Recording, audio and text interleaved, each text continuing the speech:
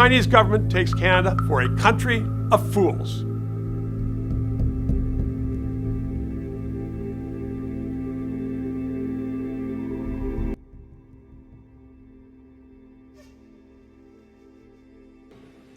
The Chinese nation has achieved a tremendous transformation. It has stood up, grown rich, and is becoming strong.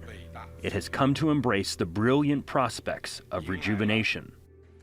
It's October 2017, and Xi tells party leaders one of his core beliefs, China's destiny, is to reclaim a central role in the world. The banner of socialism with Chinese characteristics is now flying high and proud. It offers Chinese wisdom and a Chinese approach to solving the problems facing mankind. I'm born and grown in Hong Kong, and I love this place. I love how special it is. I love the freedom that we are enjoying, and I don't want Hong Kong to become just like another city of China. This year, tensions erupted when officials proposed a law allowing Hong Kong citizens to be extradited to mainland China to stand trial. The law never passed, but it lit a fuse. Hong Kong residents were angry, accusing China of rolling back their freedoms. By November, the violence becomes deadly. Another protester shot with a live round. We're prepared to die. The stronger the oppression is, then the stronger our revolution will be. 巍然屹立在世界东方，没有任何力量能够撼动我们伟大祖国的地位，没有任何力量能够阻挡中国人民和中华民族的前进步伐。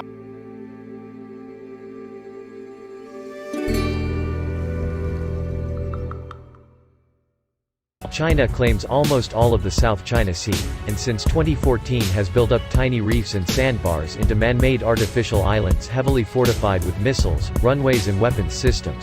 Under international law, whoever owns the contested string of islands in the sea will have the rights to all the resources in its nearby waters like fish, oil and gas. More broadly, whoever controls this sea will also hold power over one of the world's most valuable trading routes. It hosts a third of all global shipping.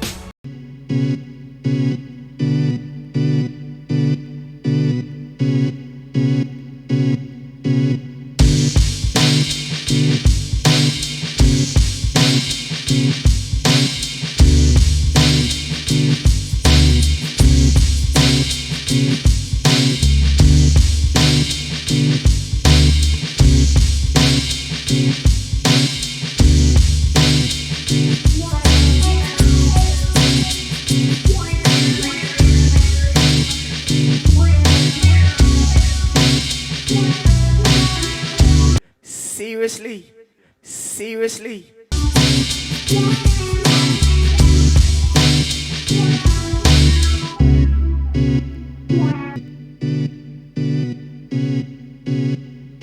Mr. Speaker, months after Canadian citizens were taken hostage by the communist regime in China, we learned that the Liberals fought hard to keep a close relationship with China. In fact, the Deputy Prime Minister fought for Canada to train China's military on Canadian soil against the direct advice of the Chief of Defense Staff. With our citizens in jail, our exports banned, and with China committing human rights abuses around the world, why did the Deputy Prime Minister push hard to partner with them? Honourable Deputy Prime Minister. We will continue to work with China for advancing Canadian interests and Canadian producers. At the same time, we will remain absolutely committed to working with our allies to ensure that China's approach of coercive diplomacy, its arbitrary detention of 2 Canadian citizens alongside other citizens of other countries around the world, is not viewed as a successful tactic by them. It has put a significant strain on Canada-China relations, and we will continue to highlight our concern for the Canadians detained, our concern for the protection of human rights in places like Hong Kong and Xinjiang province with the Uyghurs. We're going to continue to work with our fellow like-minded nations around the world to impress upon China that its approach to internal affairs and global affairs is not on a particularly productive path for itself or for all of us. Mr. Speaker, today marks 2 years since Michael Kovrig and Michael Spavor were arbitrarily detained in China. 2 Canadians have endured the entire pandemic imprisoned in China, accused without any evidence of espionage, and today marks a grim anniversary for them. Michael Kovrig and Michael Spavor have been held for 2 years now, kept in separate prisons, largely cut off from the world. These years have been stolen from Mr. Kovrig and Mr. Spavor, from their families and loved ones. I know that all Canadians admire the integrity and strength of character these 2 men have shown, and I would also like to pay tribute to their families.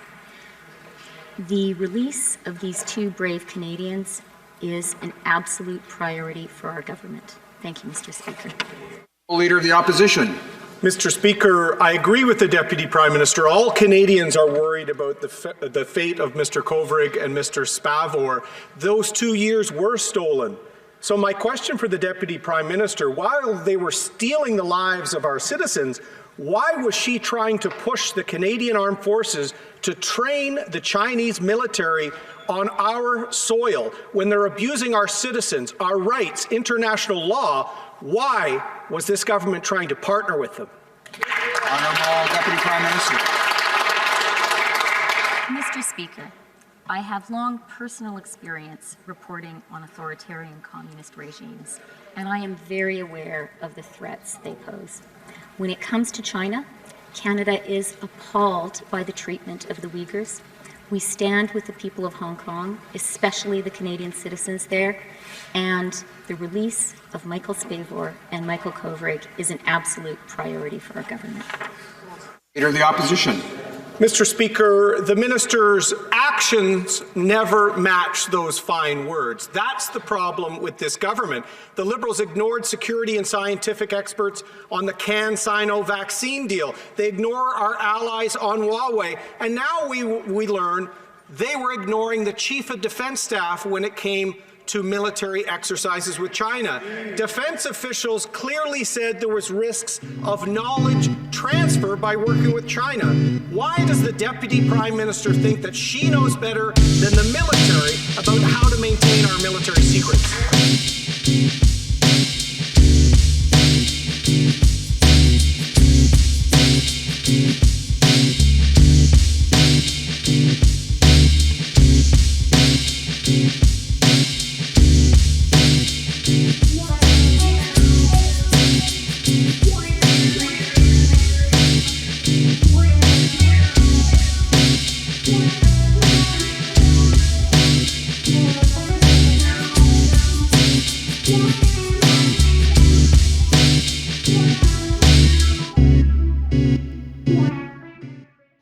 Before Chinese company Huawei became the largest telecommunications equipment manufacturer in the world, a Canadian company, Nortel, was on top, with 70% of all internet traffic running on Canadian technology. Tonight, Global News has deeper insight into what led to the collapse of Nortel and how China may have been involved. A former Nortel security advisor claims the Chinese government was behind a systemic hack at Nortel that began in 2004 and went on for a decade.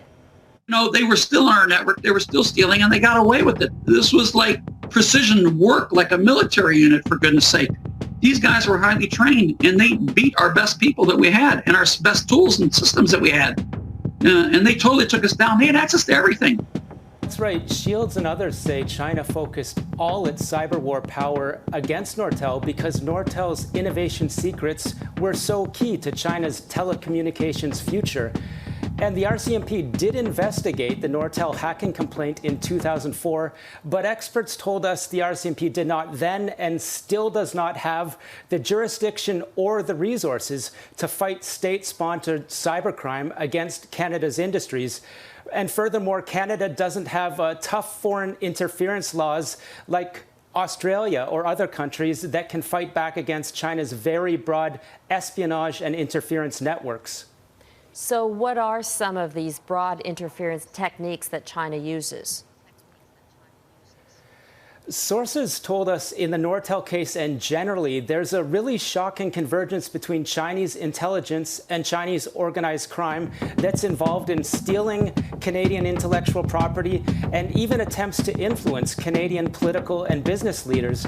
So, for example, sources say organized crime cyber hackers in China will be given immunity if they provide valuable property such as COVID-19 vaccine research or Nortel's secrets to Chinese intelligence. Another example could be that gangsters connected to real estate development in Canada could be facilitating visits to China between Canadian leaders and Chinese leaders.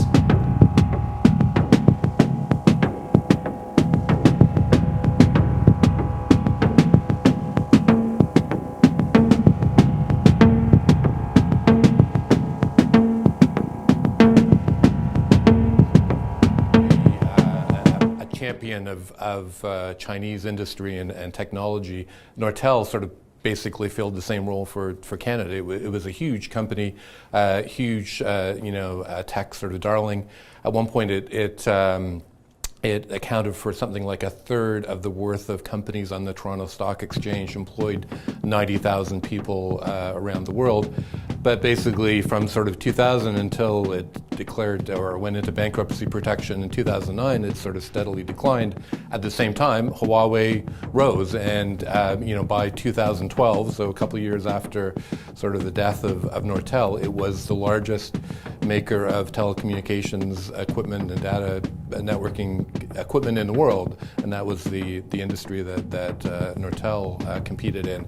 So it's this sort of striking parallel between Huawei's rise and Nortel's fall. CSIS, as it turned out, again after the fact we found out about this, had reported to Nortel earlier than that in the late 90s that there were human spies spying on Nortel, also linked to China.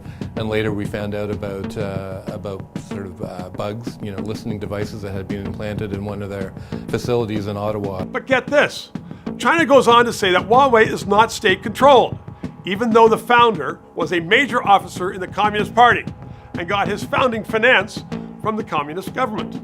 There was an incident in Texas sort of around the year 2000 where Huawei or possibly a company representing Huawei had bought a piece of technology, sort of a computer device from Nortel, and then returned it. And they had bought it on credit actually and returned it and wanted a refund. And then Nortel started looking at this thing, and it turned out it had been pulled apart and sort of reverse engineered. What a company might do if they wanted to figure out what made this thing run. So essentially, they were trying to sort of copy or steal the technology that they had bought from Nortel. So some pretty sort of blatant stuff, and that, if you believe these three security people, ties directly to Huawei. The other things, the hacking and the spying, seems to have been done by people and actors in China.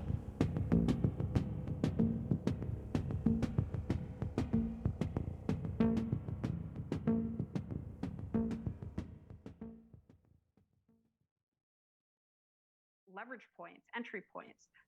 Canada's like a gift. First Nations. I mean, in 2008, China brought a couple of dozen leaders of First Nations to China to try to set up business. And First Nations in Canada, they control a very large part of Canada's landmass.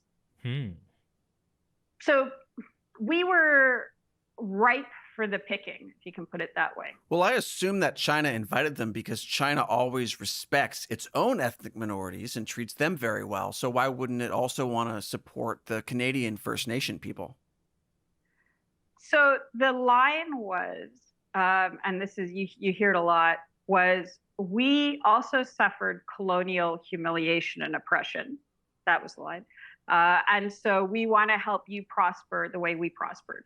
Now, First Nations are a very sophisticated, smart bunch of people. They've had the short end of the stick to put it mildly, for a very long time. They know when somebody's selling them a bill of goods.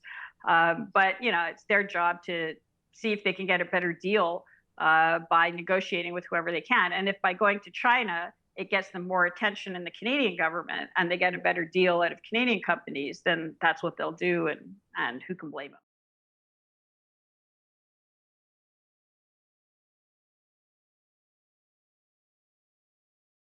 Real quick, though, you said as recently as 1920, there was the invasion of U.S. plan. Wait, so was Canada trying to invade the U.S.? Yeah, that was what that was.